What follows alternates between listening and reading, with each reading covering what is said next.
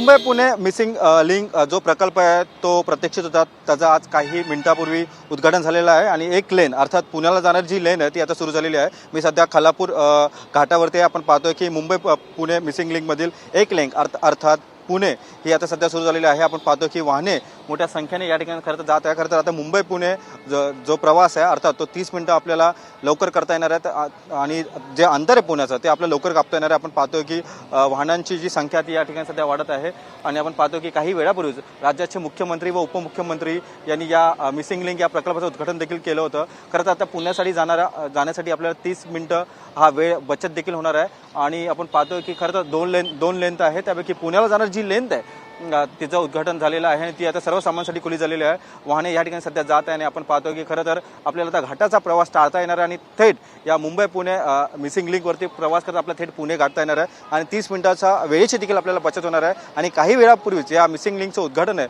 ते राज्याचे मुख्यमंत्री व दोन्ही उपमुख्यमंत्री यांनी केलं होतं आणि आपण पाहतो की मोठ्या संख्येने वाहने सध्या या ठिकाणी चाललेले आहेत आणि खरं तर आपण पाहतो की वाहनधारक प्रत्येक चालक आणि चालकाच्या बाजूला जो बसणार ते सगळे आपल्या कॅमेऱ्यामध्ये मोबाईलमध्ये हे चित्रीकरण कैद करत आहे। खरं तर हा मोठा प्रोजेक्ट म्हटला तो खरं तर 13.3 मीटरचा हा बोगदा आहे आणि आशिया खंडातील सर्वात मोठा बोगदा आहे आणि आपण पाहतो की मुंबई पुण्यामधील मिसिंग लिंकमधील पुणे लेन ही सध्या सुरू झालेली आहे आणि प्रवासी मोठ्या संख्येने सध्या या ठिकाणून सध्या प्रवास करत आहे आणि काही वेळापूर्वीच राज्याचे मुख्यमंत्री व उपमुख्यमंत्री यांच्या हस्ते उद्घाटन झालं होतं। खरं तर आशिया खंडातील सर्वात मोठा बोगदा हा मानला जातो। खरं तर 6,700 कोटी खर्च करून हा खरं तर मिसिंग लिंक हा तयार करण्यात आलेला आहे।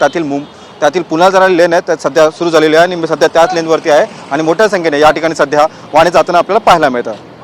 कॅमेरापासून योगेशसह मी रवी कराड, TV9 मराठी, खालापूर, रायगड।